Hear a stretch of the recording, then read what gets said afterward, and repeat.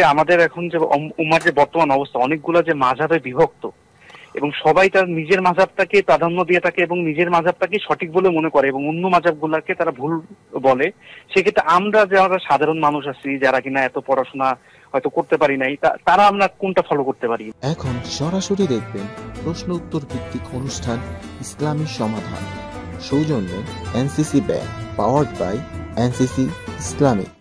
NCC bank কার্ডে এই রমজানে শপিং, ডাইনিং ও ট্রাভেলিং এ পাচ্ছেন আকর্ষণীয় ক্যাশব্যাক এবং সেভিংস অফার। এনসিসি ব্যাংক, আপনার সাথেই সব সময়।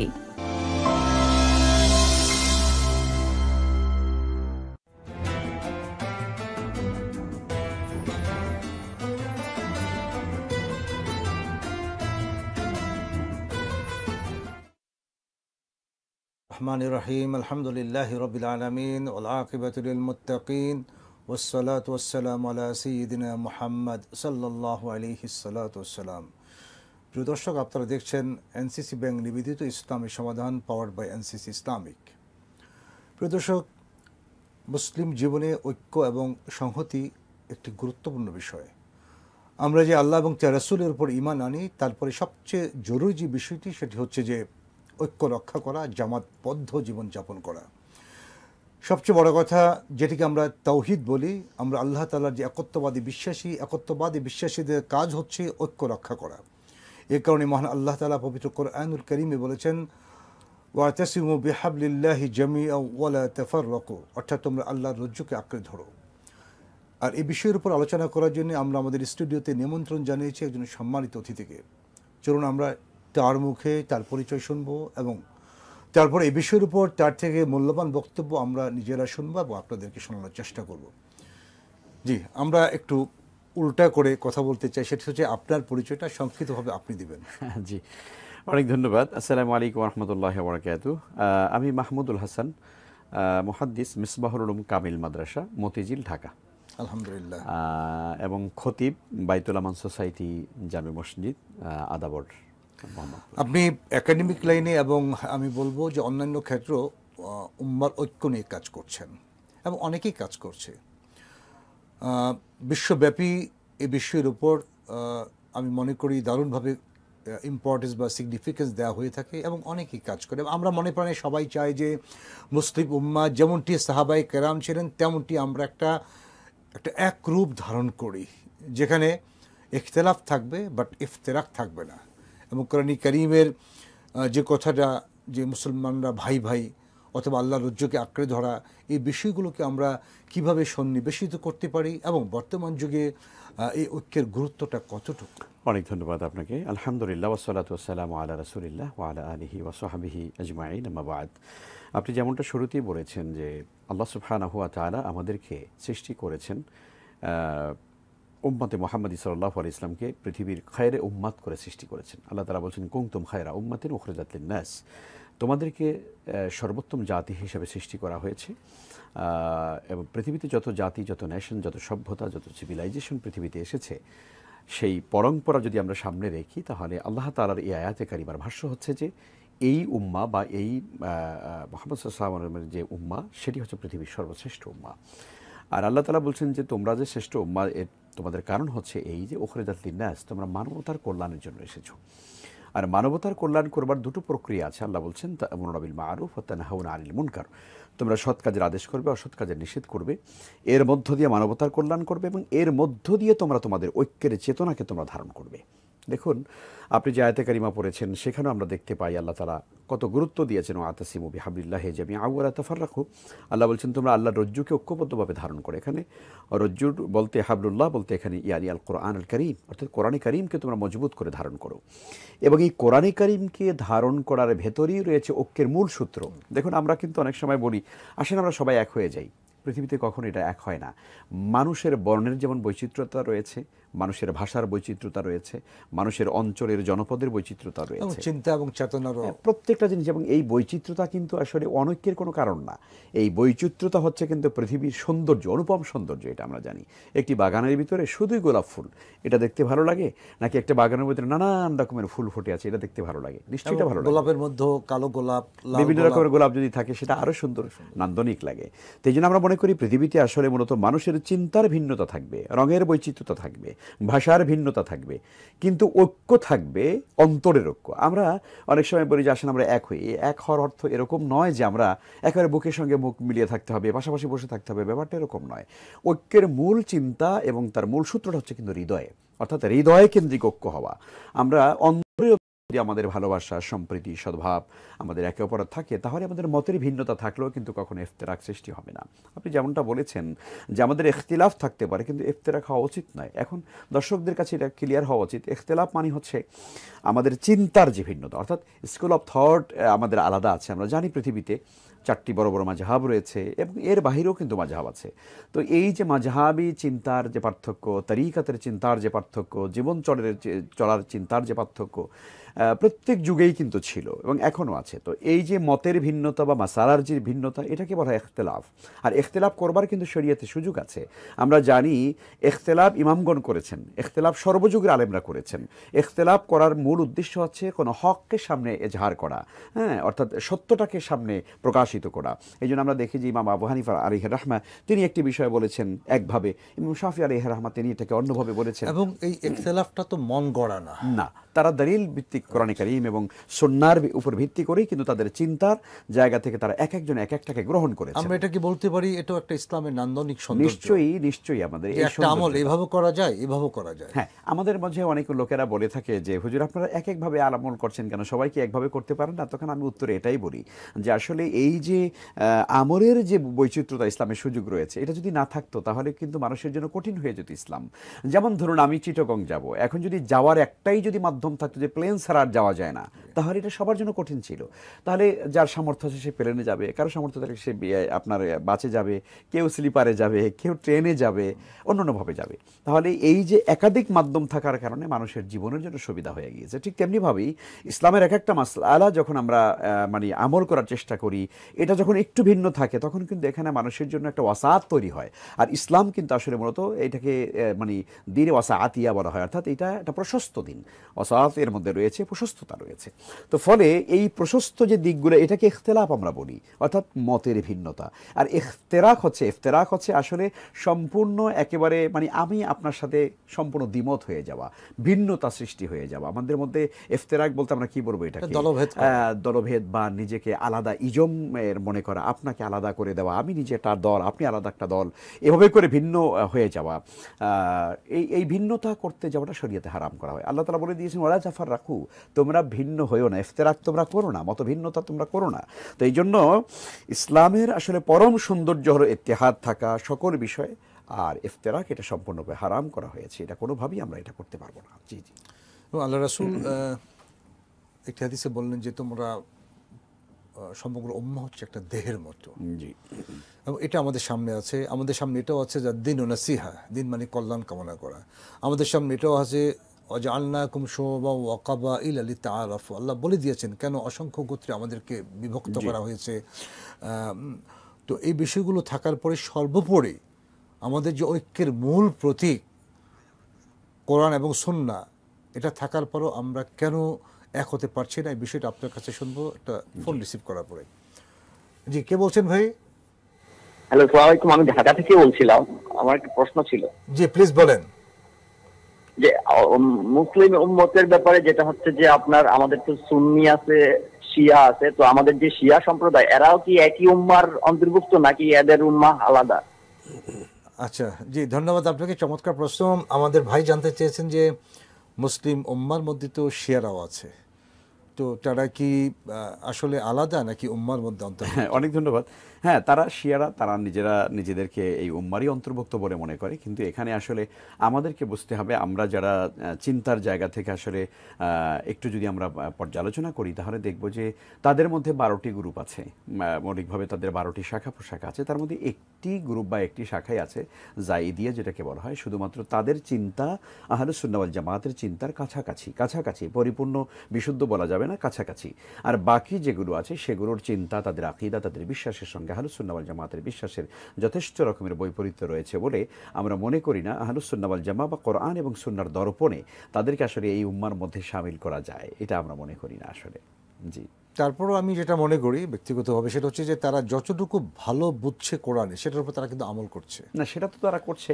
এখন মূল ব্যাপার হচ্ছে কোরআনে কারিম আমলের ব্যাপারটা পরে। এখন ধরুন প্রথমত হচ্ছে আকিদার বিষয়ে, বিশ্বাসের জায়গা থেকে যদি কারোর সঙ্গে আমার বৈপরীত্য থাকে, তিনি কোরআনে কারিমের কত বড় গবেষক বা কত তিনি কোরআন ভালো বুঝছেন সেটা হয়তো ভিন্ন ব্যাপার। বিষয়টা সেটা হচ্ছে যে হযরত আয়েশা রাদিয়াল্লাহু তাআলা আনহার ব্যাপারে, বা এই যে যেটা বলা হয় যে 5 জন একমাত্র পাক, সেই বিষয়গুলোর ব্যাপারে কোরআন এবং সুন্নাহর মানে যে ভিন্নতাটা দারুণভাবে দারুণভাবে, জি জি। আর শুধু তাই না, তারা তাদের মধ্যে এমন এমন গ্রুপও আছে তারা আসলে মূলত নবুয়ত, রাসূল সাল্লাল্লাহু আলাইহি ওয়াসাল্লাম যে নবুয়ত পেয়েছেন বা তিনি রিসালাত পেয়েছেন, আল্লাহ তাআলা তাকে সর্বশেষ যে নবী এবং রাসূল হিসাবে তাকে পৃথিবীতে মনোনীত করেছেন, পাঠিয়েছেন, এটার ব্যাপারেও কিন্তু তাদের মধ্যে কোনো কোনো মানুষের প্রশ্ন আছে, তাদের মধ্যে বৈপরীত্য আছে বা তাদের চিন্তার পার্থক্য আছে। ফলে আমরা আসলে রাসূল সাল্লাল্লাহু আলাইহি ওয়াসাল্লামের রিসালাতের ব্যাপারে যারা প্রশ্ন করবে তো তাদেরকে মানে এই উম্মার মধ্যে শামিল করা কঠিন হয়ে যায়। সেই জন্য আমরা অল ওভার বলতে চাই যে হ্যাঁ, বিশ্বাসের জায়গা থেকে আমরা তো মানুষের অন্তর ফেরে দেখিনি, যদি তাদের মধ্যে যদি সেরকম তাওহীদ এবং রিসালাতের উপর যদি নিষ্কলুষ বিশ্বাস যদি তাদের থাকে, নির্ভেজাল বিশ্বাস যদি থাকে, ইনশাআল্লাহ তারা এই উম্মার মধ্যে শামিল। যেমনটি বিশ্বাস ছিল সাহাবায়ে কেরামের, খোলাফায়ে রাশেদার, সেই ধরনের বিশ্বাস যদি তারা কোরআন সুন্নাহর ভিত্তিতে লালন করেন অবশ্যই তারা উম্মার মধ্যে আসবেন। জি, আমরা এই প্রশ্নটা নেওয়ার আগে যেটা আলোচনা করতে চেয়েছিলাম, এতগুলো বিষয় আমাদের সামনে থাকার পরও এবং আমরা মনে করি আমরা মুত্তাকি বা তাকওয়াবান এবং নিজকে সেভাবে পরিচয় দেওয়ার চেষ্টা করি, তারপর কেন আমরা এক হতে পারছি না? এক হতে পারছি না এর মূল কারণ আমার যে চিন্তা এবং গবেষণা সেটি হচ্ছে যে আল্লাহ রাব্বুল আলামিন যেই কিতাবকে, যে হাবলুল্লাহকে তিনি ঐক্যবদ্ধভাবে ধারণ করতে বলেছেন, সেই হাবলুল্লাহকে ধরবার ব্যাপারেই আমাদের মূল সমস্যাটা সৃষ্টি হয়েছে। অর্থাৎ কোরআনে কারিমের যে ব্যাখ্যার যে আমাদের যে বৈপরীত্যতা, দেখেন এখন আমাদের সমাজের মধ্যে কোরআনে কারিম নিয়ে যে ব্যাখ্যা হয় বা যে চিন্তা হয় বা গবেষণা হয়, সেই গবেষণার মধ্যে তো যথেষ্ট রকমের আপনারা দেখবেন যে ভিন্নতা রয়েছে। অর্থাৎ আমি কি আমার নিজের মতো করে কি কোরআন ব্যাখ্যা করতে পারি? আমি কি আমার সুন্নাহকে বা হাদিসকে কি আমি আমার নিজের মতো করে ব্যাখ্যা করতে পারি না তো। এখন দেখবেন যে বহু লোক আছে যারা সরাসরি কোরআনে কারিমের ব্যাখ্যা করতে চায় কিন্তু হাদিস তারা মানতে চায় না। মন কেন হাদিস রয়েছে, কিন্তু এখন যাদের মধ্যে এইরকম কোরআন এবং সুন্নাহর বিশুদ্ধ জ্ঞান আহরণ করবার যে শরীয়তের সমর্থিত যে মানহাজ বা পদ্ধতি বা উসলুব রয়েছে, এটা কি যারা ফলো করছে না, আপনি তাদের সঙ্গে কোনোভাবেই তো মিলতে পারবেন না। রাইট, আমরা হাদিসের মানহাজের কথা ধরি বা কোরআনিক মানহাজের কথা বলি, কোরআনের সর্বোত্তম ব্যাখ্যা কি হতে পারে, এগুলো কিন্তু আল্লাহ রসুল কর্তৃক প্রদত্ত নিশ্চয়ই, এবং রসুল তার জীবনে দেখিয়ে দিয়েছেন কোরআনিক বিষয়গুলো কি। হযরত আয়েশা রাদিয়াল্লাহু তাআলা আনহাকে প্রশ্ন করা হয়েছে রসুলের চরিত্র কেমন ছিল, তিনি বলছেন তোমরা কি কোরআন পড়নি, কানা খুলুকুল কোরআন। এটাও কিন্তু আমাদের সামনে আছে। নিশ্চয়ই নিশ্চয়ই। তারপরে আমরা কিসের নেশায় বা কিসের আশায়, সেখানে কি দুনিয়াবি কোনো স্বার্থ কাজ করে কিনা যে আমরা এক হতে পারছি না, অথবা আরেক দল আছে এক হওয়ার পথে মারাত্মক বাধাগুলো, অথবা আমরা এগুলি বলে ফায়ার ওয়াল সৃষ্টি করে, তাদের পরিণতি কি হতে পারে? জি, অনেক ধন্যবাদ আপনাকে। মানে এই প্রতিবন্ধকতা যারা সৃষ্টি করে তারা তো উম্মার ঐক্যের ব্যাপারে আসলে সবচেয়ে বড় বাধা আমরা মনে করি, প্রতিবন্ধক, এবং এই জন্য তারা আল্লাহর কাছে দায়ী হবেন এবং উম্মার কাছেও তারা দায়ী থাকবেন। আমি যে বিষয়টা বলতে চেয়েছিলাম সেটি হচ্ছে যে কোরআন এবং সুন্নাহর বুঝার উপলব্ধির ক্ষেত্রে যদি আমাদের আসলে কোনো সমস্যা থাকে, গলত থাকে, তাহলে আসলে সেই জায়গা থেকে ইত্তেহাদ এবং ইত্তেফাক হওয়া সম্ভব হয় না। কেন ধরুন আমি আপনাকে বলি, যেমন এই রমাদান মুবারকের কথাই যদি বলি, আমাদের কাছে প্রায় এই প্রশ্নটা আসে। যেমন একজনে প্রশ্ন করেছেন আমাকে, এভাবে করেছেন যে আল্লাহ তাআলা তো বলছেন যে সুম্মা আতিম্মুস সিয়ামা ইলাল লাইল, তোমরা রোজাকে রাত্র পর্যন্ত এটাকে তোমরা পূর্ণ করো, তাহলে আমরা কেন এই সূর্য উদয়ের পর পরে আমরা সূর্যাস্তের পর পরে আমরা কেন ইফতার গ্রহণ করছি? এটা তো হচ্ছে না তাহলে। এবং আপনি জানেন, হয়তো নিশ্চয়ই আপনি জানেন যে আমাদের বর্তমান সমাজও কিন্তু একটা শ্রেণী রয়েছে যারা কিন্তু ইফতার করে আপনার সূর্য অস্ত যাওয়ারও 2-3 ঘন্টা পরে, তারা একদম মানে গুড়গুড়ে মোটামুটি অন্ধকার হয়ে যায়, পশ্চিম আকাশে লালিমা এবং শুভ্রতা সব একদম শেষ হয়ে যাওয়ার পরে, অন্ধকার হয়ে যাওয়ার পরে তারা কিন্তু ইফতার করে। কারণ আল্লাহ বলেছেন আতিম্মুস সিয়ামা ইলাল লাইল, রাত্র পর্যন্ত এখানে আপনাকে নিতে হবে। এখন আমার প্রশ্ন হলো, সুম্মা আতিম্মুস সিয়ামা ইলাল লাইল, রোজাকে তোমরা রাত পর্যন্ত পূর্ণ করো, এই আয়াতে কারিমার ব্যাখ্যা, এই আয়াত কার উপর নাজিল হয়েছে? নবী মুহাম্মদ রাসূলুল্লাহ সাল্লাল্লাহু আলাইহি ওয়াসাল্লামের উপর নাজিল হয়েছে। এবং এই আয়াত তিনি নিজে কিভাবে আমল করেছেন, সেটা সাহাবায়ে কেরাম কিভাবে দেখেছেন, তাবিঈগণ কিভাবে দেখেছেন, আমাদের পরবর্তী সালাফগণ এই আয়াত আয়াতের উপরে আমল কিভাবে করেছেন, এটা কি আমাদের কাছে গ্রহণযোগ্য নয়, বা এটা কি আমাদের কাছে দেখতে হবে না? যদি সেই এই আলোকিত এই বিষয়গুলোকে যদি আমরা পাশ কাটিয়ে, এখন আমি আমার এই লাইল শব্দ মানে হলো রাত, রাত মানে হলো গভীর অন্ধকার থাকবে সেই রাত, অতএব আমি রাত্রেবেলা ইফতার করবো, এটাই যদি হয়, তাহলে কিন্তু কোরআন কারীম বোঝার ক্ষেত্রে এই যে আমাদের দৈন্যতা এবং ভুল, আমরা মনে করি যে তাহলে কোরআন বোঝার ক্ষেত্রে যদি আমাদের ত্রুটি থাকে, তাহলে কিন্তু কোরআন কেন্দ্রিক ঐক্য হওয়া সম্ভব হচ্ছে না। তাহলে এক নম্বর আমি যেটা বলতে চাই, এই ঐক্যের পিছনে মূল কারণ হচ্ছে, এক নম্বর কারণ হলো আমার কাছে, সেটা হলো কোরআন এবং সুন্নাহর উপলব্ধির ক্ষেত্রে যে ভুল সেটা। যে আপনি চমৎকার আলোচনা করেছেন, আমরা বাকি অংশ শুনবো একটা বিরতির পরে। প্রিয় দর্শক, আপনারা দেখছেন এনসিসি ব্যাংক নিবেদিত ইসলামী সমাধান, পাওয়ার্ড বাই এনসিসি ইসলামিক। চমৎকার আলোচনা চলছে মুসলিম উম্মার ঐক্য নিয়ে, ঐক্যের গুরুত্ব এবং তাৎপর্য, তার ইম্পর্টেন্স, তার সিগনিফিকেন্স আমরা মর্মে মর্মে উপলব্ধি করি, কারণ ঐক্য না হলে কিছুই করা সম্ভব হবে না। প্রিয় দর্শক, আমরা ছোট একটা বিরতিতে যাব, আবার আসছি, আমাদের সাথেই থাকুন।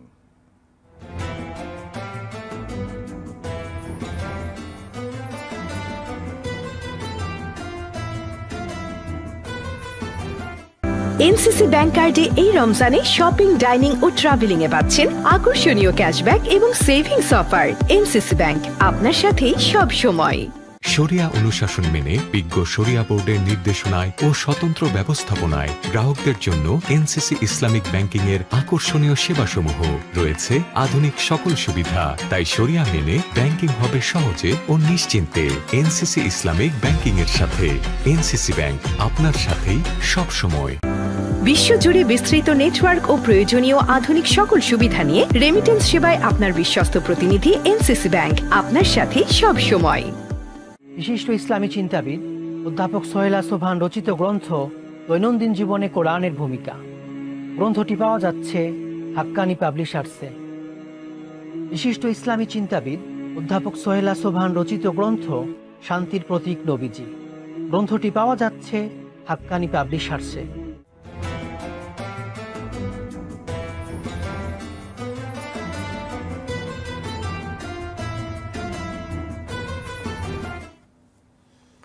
প্রিয় দর্শক, বিরতির পর আবার আপনাদের স্বাগত জানাই এনসিসি ব্যাংক নিবেদিত ইসলামী সমাধান, পাওয়ার্ড বাই এনসিসি ইসলামিকে। প্রিয় দর্শক, চমৎকার আলোচনা চলছে মুসলিম উম্মার ঐক্য নিয়ে। চলুন আমরা আলোচনায় ফিরে যাই। জি মোহতারাম, আপনি আলোচনা করছিলেন নাম্বার 1 বিষয়টি নিয়ে। হ্যাঁ, আমি প্রথম বলেছি যে আসলে কোরআনে কারিমের বুঝের ক্ষেত্রে, কোরআনে কারিমের অনুধাবন করবার ক্ষেত্রে আমাদেরকে মনে রাখতে হবে যে সাহাবায়ে কেরাম যেভাবে কোরআনে কারিমকে বুঝেছিলেন, উপলব্ধি করেছিলেন, রাসূলুল্লাহ সাল্লাল্লাহু আলাইহি ওয়াসাল্লামের উপরে কোরআন নাজিল হয়েছে, তিনি কোরআনে কারিম যেভাবে ব্যাখ্যা করেছেন এবং যেটা উনি প্র্যাকটিক্যালি উনি যেভাবে আমল করেছেন, এইটাই কিন্তু আসলে উম্মতের জন্য অনুসরণীয়, একমাত্র অনুসরণীয়। এবং ওইটার উপরে যখন আমরা চলে আসবো, তখন কিন্তু আমরা সবাই এক জায়গায় চলে আসতে পারলাম। জি, এই জায়গাটায় কোরআনে কারিম কি বলছে? আল্লাহ রাসূল হচ্ছেন আমাদের জন্য সর্বোচ্চ রোল মডেল। আল্লাহ তার চরিত্রের সার্টিফিকেশন আল্লাহ তাআলা নিজে দিয়েছেন, ইন্নাকা লাআলা খুলুকিন আযীম। এবং আল্লাহ তাআলা অন্যত্র বলছেন, লাকাদ কানা লাকুম ফি রাসূলিল্লাহি উসওয়াতুন হাসানা। তাহলে সুন্নাহ কি? রাসূলের সারা জীবনের সকল হা সুন্নাহ, সকল না সুন্নাহ, সকল চুপ থাকা সুন্নাহ। জি, এই বিষয়টা আমাদের কাছে ক্লিয়ার থাকার পরও আমি আবার বলি, আমরা কোন অপব্যাখ্যার কারণে বা নিজে কোন অপব্যাখ্যা সৃষ্টি করতেছি, মুসলিম উম্মার ঐক্যের ব্যাপারে বাধা সৃষ্টি করতেছি, নানা দল, গোত্র, উপগোত্র সৃষ্টি করতেছি। এবং আল্লাহ তাআলা কোরআনের অনেক জায়গায় বলেছেন, এই হচ্ছে তোমাদের উম্মাহ, যেটা এক, এবং আমি তোমাদের একক রব। এত কিছু জানার পরেও সবচেয়ে বড় কথা, রাসূলের জিন্দেগি, সাহাবায়ে কেরামের জিন্দেগি, খুলাফায়ে রাশেদের জিন্দেগি, এগুলো সব আমাদের কাছে কিন্তু ক্রিস্টাল ক্লিয়ার। এত কিছু থাকার পরেও আমরা আবার সে একই প্রশ্ন, আমরা কেন এক হতে পারছি না? এবং সবচেয়ে বড় কথা, যে কথাটা বলতে অনেক সময় একটু দ্বিধা নিয়েই কথা বলি, অত অন্য ব্যক্তিরা এক হতে পারছেন না, আলেমরা কেন এক হতে পারছেন না? তারা তো আল ওলামা, তারা হচ্ছেন এই শাস্ত্রে পণ্ডিত, কোরআনে পণ্ডিত বলে নিজকে দাবি করেন, বা আমরা বলি হাদিস শাস্ত্রে তারা পণ্ডিত, আমরা তাদেরকে বলি তারাও পণ্ডিত। তো এই পাণ্ডিত্যের বিষয়টা থাকার পরেও, এবং যারা জ্ঞান দান করেন, জ্ঞান নেন, তারাও কিন্তু এক হতে পারছেন না। জি, অনেক ধন্যবাদ। আপনি যে আলেমদের কথা বলেছেন, যে যারা আসলে পণ্ডিত বা এই তাদের ইলম থাকার কারণে আসলে তাদের এক হওয়া দরকার, ইফতিরাক বন্ধ হয়ে যাওয়া দরকার, ইত্তেফাক হওয়া দরকার, সেই বিষয়টি এই কথাটা শুনবো একটা ফোন নেওয়ার পরে ইনশাআল্লাহ। জি, আসসালামু আলাইকুম, কে বলছেন ভাই? আমার নাম শাহিন, আমি খুলনা থেকে বলছি। জি বলেন প্লিজ।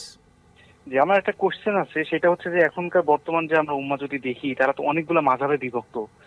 কিছু না হলে 4-5টা আহলে হাদিস বা ভাই আপনি আরেকটু জোরে বলতে হবে, আমরা ক্লিয়ারলি শুনতে পাচ্ছি না। জি জি জি, আমি বলতে চাচ্ছি যে আমাদের এখন যে উম্মাহর যে বর্তমান অবস্থা, অনেকগুলো যে মাযহাবে বিভক্ত এবং সবাই তার নিজের মাযহাবটাকে প্রাধান্য দিয়ে থাকে এবং নিজের মাযহাবটাকে সঠিক বলে মনে করে এবং অন্য মাযহাবগুলোকে তারা ভুল বলে।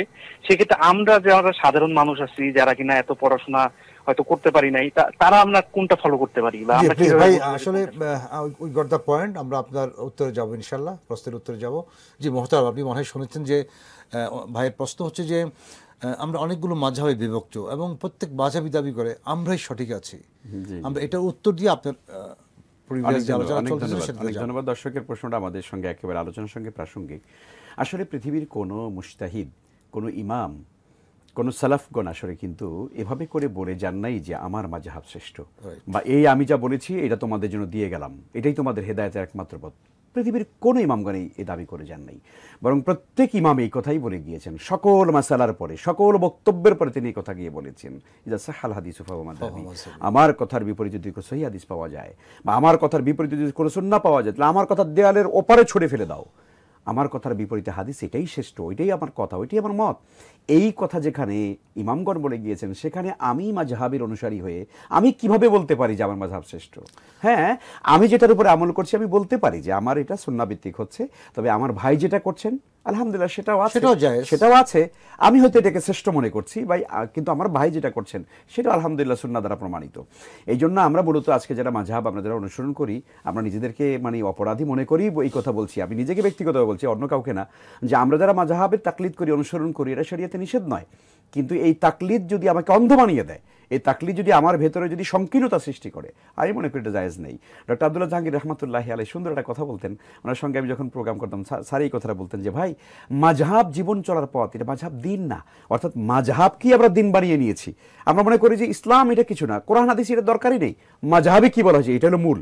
আসলে মূলত ব্যাপারটা ওরকম নয়। কোরআন এবং হাদিসের নির্যাস হলো মাযহাব, সেটা আমার জীবন চলার পথকে সহজ করে দেয়, সুগম করে দেয়। কিন্তু আমি যদি একটি মাযহাব চলতে গিয়ে যদি অন্য ভাইকে আমি যদি মনে করি যে না সে সঠিক নাই, সে সঠিক পথের উপর নেই, তাহলে এটা আমার চরম মূর্খতা, এটা আমার উচিত নয়। জি জি। এবং আমাদের সম্মানিত আলেম যারা আছেন, যারা তো আসলে জাতির রাহবার এবং যারা হচ্ছেন নবীদের ওয়ারিস সঙ্গতভাবেই, তো তাদের প্রতি যে অনেক সময় ইয়েটা কাজ করে, এক ধরনের আমি বলবো আক্ষেপটা কাজ করে, অনেক ক্ষেত্রে আমার মনে হয় কি জানেন, যে তারা জেনে শুনে কাজগুলো করে, সবাই না। জি, আপনি যেটা বলেছিলেন যে আলেমদের মধ্যে ঐক্য হয় না কেন, এটা একটু আগে বলে নিই, তারপরে পরে বিষয়টা আসি। আপনি যেমনটা বলেছেন যে আলেমরা সত্যিকারে এলেম আছে, তারা জানেন, তারা আল্লাহকে জানেন, ব্যাপারটা আপেক্ষিক, এই বিষয়টাই আপেক্ষিক। আসলে আমরা মূলত যাদেরকে আলেম মনে করি, অল ওভার যাদেরকে আলেম মনে করি, আল্লাহ সুবহানাহু ওয়া তাআলার দৃষ্টিতে কোরআন এবং সুন্নাহর দর্পণে তারা কে কতটুকু আলেম, সেটা কিন্তু যথেষ্ট আলোচনা সাপেক্ষ একটা ব্যাপার। আমরা বাহ্যিকভাবে, ধরুন আমার মুখে দাঁড়িয়ে আছে, আমার মাথা টুপি আছে, আমার জুব্বা আছে, খুব দেখতে একেবারে বাহিরে অনেক সুন্দর একজন মানুষ, কিন্তু আমার ভেতরে কতটুকুন তাকওয়া আছে, বা কোরআন এবং সুন্নাহর কতটুকুন সত্যিকার ইলম আমি নিজে এটা মানে অর্জন করেছি, বা আমার এলমি আসলে মালাকা কতটুকুন আছে, আমি কত কোরআন এবং সুন্নাহর সঙ্গে কতটুকুন আমি সম্পর্ক রাখি, এটা কিন্তু যথেষ্ট প্রশ্ন সাপেক্ষ একটা ব্যাপার। বাহ্যিকভাবে কোনো মানুষকে দেখলে আলেম মনে করা যেতে পারে, এটা আমাদের সরলতা, এটা আপনি বলবেন আমাদের এই আপামার এই বাংলাদেশের মানুষের সরলতা, এটা আমি ইতিবাচক দৃষ্টিকোণ থেকে দেখি। কিন্তু যাদেরকে আমরা আলেম মনে করি সরলভাবে, বাস্তবিকভাবে সবাই কি আলেম, সবাই কি এলেম রাখেন, সবাই কি তাকওয়া রাখেন? যেখানে আল্লাহ রাব্বুল আলামিন নিজে বলেছেন ইন্নামা ইয়াখশাল্লাহা মিন ইবাদিহিল উলামা, যে বান্দাদের মধ্যে আলেমরা আল্লাহকে বেশি ভয় করে। এখন এই আয়াতে কারিমার সামনে রেখে যদি আমরা চিন্তা করি, এই আয়াতের মানে মানদণ্ডে বা কষ্টি পাথরে যদি আমরা আলেমদেরকে যাচাই করি, আমি আমার নিজেকে যদি যাচাই করি, তাহলে আমি কি পেরেছি, আমি আমার দুনিয়ার সমস্ত লোভ মোহ আমার সব কিছু থেকে আমি আল্লাহকে ভালোবাসতে পেরেছি, আল্লাহকে ভয় করতে পেরেছি? যদি পারি তাহলে আমি আলেম, সত্যিকারে আমি আলেম। আমাদের এই বাংলাদেশে অধিকাংশ ক্ষেত্রে আমি মনে করি যে বিষয়টিকে প্রাধান্য দেওয়া হয়, পোশাকি বিষয়টাকে মনে করা হয়, যিনি বড় জুব্বা পরছেন বা বড় পাঞ্জাবি, বড় দাড়ি, বড় টুপি, উনি বড় আলেম। এটাকে ইসলাম কিভাবে দেখে? না, পোশাক আমরা এই সাবকন্টিনেন্টে আমরা যে পোশাকগুলো পরে থাকি এগুলো আসলে ইতিবাচক আমি মনে করি। এমনি তো পোশাকের ব্যাপারে সুনির্দিষ্ট কোনো অবকাঠামো ইসলামী শরিয়াতে বলা হয়নি। নিষেধ আজ্ঞাগুলো যেগুলো অর্থাৎ এইটা করা যাবে না, আর অবশ্যই প্রত্যেক নারী পুরুষকে ফরজ ঢেকে রাখতে হবে, এই হলো ইসলামের কমন কিছু রুলস। এখন আমরা এই সাবকন্টিনেন্টে যে পোশাকগুলো পরিধান আপনি পরেছেন, আমরা পরেছি, আমাদের এই অঞ্চলের জন্য এগুলো খুব ইতিবাচক এবং সবাই এটা ভালো পছন্দ করে, ভালো পোশাক বলে মনে করে। এখন কথা হলো যে এই পোশাকটাই কি আসলে তাকওয়ার কোনো মানে প্রমাণ বহন করে কিনা? কোরআন এবং সুন্নাহর দৃষ্টিকোণ থেকে যদি আমরা দেখি তাহলে এটা আদৌ করে এটা প্রমাণ বহন করে না। তবে হ্যাঁ, আমরা মনে করি যে এই পোশাকগুলো পরা উচিত, পরলে ভালো, শালীন পোশাক বা মাথায় টুপি আছে, সুন্নাহর উপরে আমল, এটা ভালো। কিন্তু এই পোশাকগুলো দ্বারা প্রমাণ করা যায় না যে একজন মানুষের ভিতরে সত্যিকারী ইলম আছে, বা তার ভিতরে তাকওয়া আছে, তার ভিতরে আল্লাহর খাউফ রয়েছে, তার ভিতরে কেনা রয়েছে, এটা মনে করা যায় না। বরং আমরা ক্ষেত্রভেদে কোনো সময়, আমি ব্যক্তিগত অভিজ্ঞতার আলোকে বলছি এটা, আমি জানি না দর্শকরা কীভাবে নেবেন, কোনো জায়গায় আমি দেখেছি যে বাহ্যিকভাবে এই অবয়ব এতটা বেশি তার সুন্দর না, কিন্তু সুবহানাল্লাহ, তার তাকওয়া, তার জোহদ, তার ইখলাস, তার মানে তারকুদ্দুনিয়া, আমি তার এটা দেখে আমরা বিমোহিত হয়ে গিয়েছি।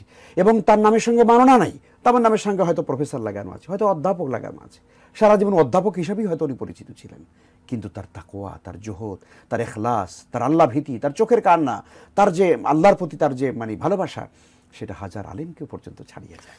জি, আমরা আলেমদের কথা বারবার নিয়ে আসতেছি, কিন্তু তাদের উপর অনেক গুরুদায়িত্ব রয়ে গেছে। মুসলিম উম্মাহকে ঐক্য পানে ধাবিত করা ছিল আলেমদের নৈতিক দায়িত্ব, এবং আমি মনে করি এটা এক ধরনের ফরজ কাজ। জি, কারণ আমরা যদি ঐক্য না থাকি তাহলে আমরা আমাদের শত্রুদেরকে মোকাবেলা করতে পারবো না। আমাদের শত্রু তারাই যারা আল্লাহর শত্রু, আমাদের শত্রু তারাই যারা রাসূলের শত্রু। এটা হচ্ছে স্বাভাবিক কথা। তা আলেমগণ যদি এই দায়িত্ব পরিপালন না করেন, তাদের ব্যাপারে কি বলা আছে? অবশ্যই আলেমরা আল্লাহর কাছে দায়ী হবেন যদি এই দায়িত্ব পালন না করেন। আর যদি আলেমদের নিজেদের কারণেই, যদি নিজেদের কাদা ছোড়াছুড়ি কারণে, নিজেদের ফতোয়ার কারণে, নিজেদের বিভেদের কারণে, নিজেদের মানে ক্ষুদ্র স্বার্থকে চরিতার্থ করবার কারণে যদি বৃহত্তর কল্যাণে উম্মার বৃহত্তর ঐক্য যদি মানে এটা ব্যাহত হয়, এটা নষ্ট হয়ে যায়, নিশ্চয়ই কিয়ামতের দিন আল্লাহর কাছে অবশ্যই তারা দায়ী হবেন। আমি আরেকটা বিষয় আপনাকে বলতে চাই, আপনি যে কথাটা শুরুতে বলেছিলেন যে ইসলাম আসলে মূলত, ইসলাম জীবন ব্যবস্থাটাই মূলত ঐক্য মানে ধারণাকে নিয়ে আসে। আপনি দেখেন, আপনি সালাতের কথা চিন্তা করে দেখেন, সালাত কি শিখায় আমাদেরকে? 5 ওয়াক্ত। আমরা 5 ওয়াক্ত নামাজে যে এই যে আমরা কাতারবদ্ধ হয়ে আমরা সারিবদ্ধ হয়ে নামাজ পড়ছি, একের সঙ্গে একে মিশে নামাজ পড়ছি, এই চেতনাই তো আসলে মূলত ঐক্যবদ্ধ চেতনা বা ইত্তেহাদের চেতনা। আমরা যখন হজ করতে যাই, বাইতুল্লাহ যাই, ওমরা করি, তাওয়াফ করি, সাই করি, যাই করি না কেন, প্রত্যেকটা কাজের মধ্যে কিন্তু মুসলিম উম্মার ঐক্যের চেতনা কিন্তু কাজ করে। আর এটাই তো রাসূল সাল্লাল্লাহু আলাইহি ওয়াসাল্লাম বলেছেন, আল মুসলিমু কাজাসাতিন ওয়াহিদ, মুসলমানটা একটা দেহের মতো, ইদাশতাকা আইনুহু ইশতাকা কুল্লুহু, অর্থাৎ কোন একটা দেহের মধ্যে যদি চোখে যদি ব্যথা হয় তাহলে গোটা দেহটা যেমন ব্যথাতুর হয়ে যায়, ঠিক পৃথিবীর কোনো মানে জনপদে, পৃথিবীর কোথাও যদি কোনো জনপদে মুসলমানরা আক্রান্ত হয়, নিগৃহীত হয়, নির্যাতিত হয়, মজলুম হয়, তাহলে সারা পৃথিবীর মুসলমানরা সেই জন্য কষ্ট পায়। আমরা আরাফার ময়দানের কথা বলি, বিশ্ব মুসলিমের একটা মিলন মেলা, কেন্দ্রস্থল বা মিলন মেলা।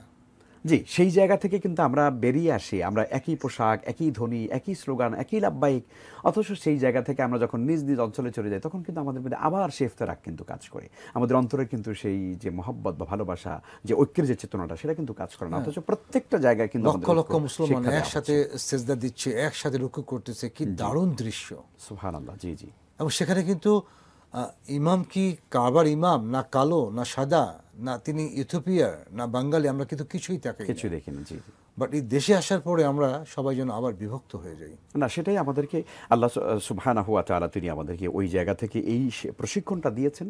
এবং আল্লাহ নিজে বলেছেন, কাযালিকা জাআলনাকুম উম্মাতান ওয়াসাতা, যে তোমাদেরকে আমি মধ্যবর্তী উম্মত হিসেবে সৃষ্টি করেছি।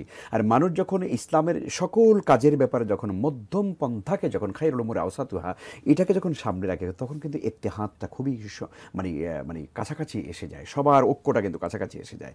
আমরা যখন প্রান্তিকে চলে যাই, যেমন দেখুন একজন আরেকজনকে মানে অবলীলায় কাফের ফতুয়া দিয়ে দিচ্ছি, এটা চিন্তা করা উচিত যে আমার ভাই যে কথাটা বলেছে, হতে পারে ভাই হয়তো খেয়াল করতে পারেননি, হতে পারে তার অন্তরে সেটা নেই, হয়তো বা শব্দ চয়নে তার ভুল হয়ে যেতে পারে, তাই বলেই কি আমি কাফের ফতুয়া দিতে পারি? এটা তো জায়েজও নেই। না, এটা হাদিসের মধ্যে বলাই আছে যে কেউ যদি কুফরি ফতুয়া দেয়, তাকফিরের এই মানে ফতুয়া যদি কেউ দেয়, তাহলে এটা যদি সেই ব্যক্তি না হয়ে থাকে, তাহলে অবশ্যই যে দিয়েছে তার কাছে এটা রুজু করবে তার দিকে। আপনাকে চমৎকার অভিনন্দন জানাই চমৎকার আলোচনা করার জন্যে। কষ্ট করে এসেছেন, সময় ব্যয় করে এসেছেন, অনেক প্রতিদান আল্লাহ তাআলা আপনাকে দান করুন। আপনাকে অনেক ধন্যবাদ আজকের এই সুন্দর আলোচনায় আমাকে সুযোগ দেওয়ার জন্য। প্রিয় দর্শক, আমরা চমৎকার আলোচনা শুনছিলাম মুসলিম উম্মার ঐক্যের উপর মুফতি মুহাদ্দিস মাওলানা মাহমুদুল হাসান সাহেবের কাছ থেকে।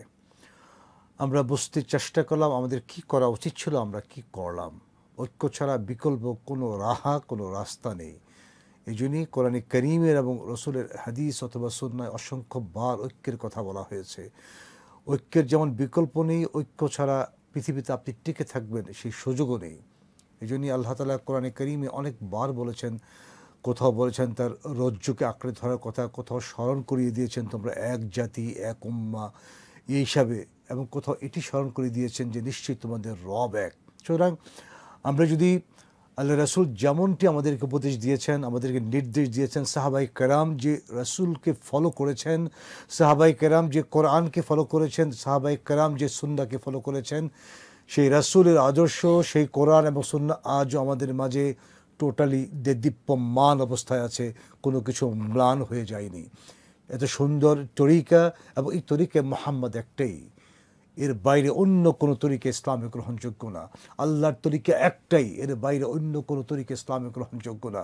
আমরা যদি আমাদের কোরআনকে সামনে রেখে সকল ভেদাভেদ বলে, আমি আবার বলছি, সকল ভেদাভেদ এবং আমাদের ব্যক্তি স্বার্থ, ব্যক্তি পূজাকে ভুলে আমরা যদি কাজ করতে চাই, তবে ঐক্যের পতাকা নিশ্চয়ই আবারও সাহাবায়ে কেরামদের মতো আকাশে উড্ডীন থাকবে এবং পথ করে উঠবে।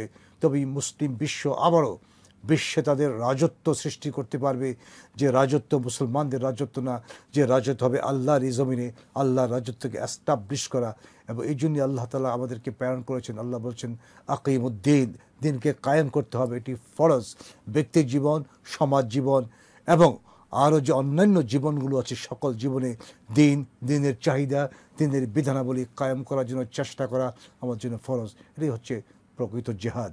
এই জিহাদির কথা ইসলামে বলা হয়েছে। প্রিয় দর্শক, আমরা যদি পৃথিবীকে অপরাধ মুক্ত করতে চাই, পৃথিবীকে পাপ মুক্ত করতে চাই, পৃথিবীকে মানুষের জন্য বাসযোগ্য করতে চাই, এর বাইরে বিকল্প কোনো রাস্তা নেই। আল্লাহ আমাদেরকে এই কথাগুলো শোনার, বুঝার এবং আমল করার তৌফিক দান করুক। প্রিয় দর্শক, আপনারা দেখছিলেন এনসিসি ব্যাংক নিবেদিত ইসলামী সমাধান, পাওয়ার্ড বাই এনসিসি ইসলামিক। আজ এই পর্যন্তই। আবার আপনাদের সাথে দেখা হবে অন্য কোনো পর্বে নতুন কোনো অতিথি নিয়ে। সে পর্যন্ত আপনারা ভালো থাকুন, সুস্থ থাকুন। আসসালামু আলাইকুম। হাযা মা ইনদি ওয়াল ইলমু ইনদাল্লাহ ওয়া মা তাওফীক ইল্লা বিল্লাহ আলাইহি তাওয়াক্কালতু ওয়া ইলাইহি উনীব।